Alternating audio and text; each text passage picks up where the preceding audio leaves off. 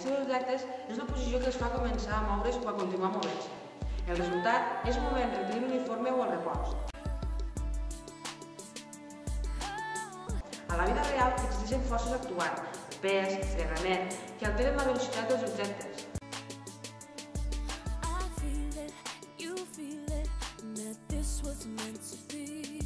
En canvi, a l'espai exterior, un satèl·lit no podria mantenir el seu moviment rectilini uniforme, ja que cap força actuaria sobre ell.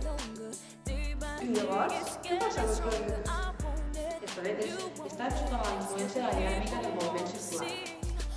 Però què és la dinàmica del moviment circular?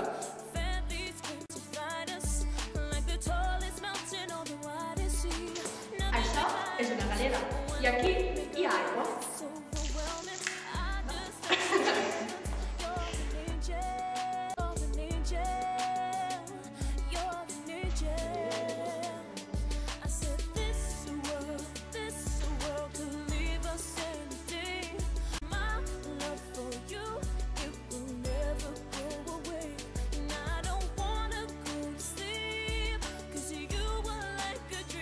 Això és degut a que hi ha més una força actual.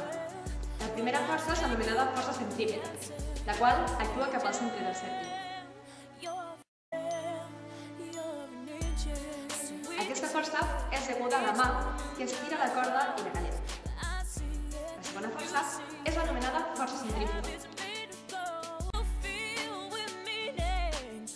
L'aigua, degut a la inèrcia, tendria a moure's en línia recta, però llavors apareix aquesta última força, la qual actua cap a fora del centre del cercle. Afortunadament, la galera aplica una força sobre l'aigua i compensa l'efecte centrífug. Ara ho entenc.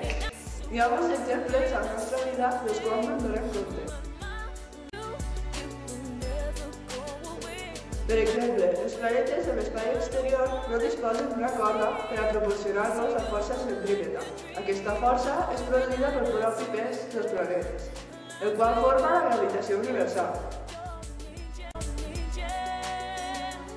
I és que tots els objectes se troben entre ells, però tan sols masses enormes com les dels planetes poden ser apreciades.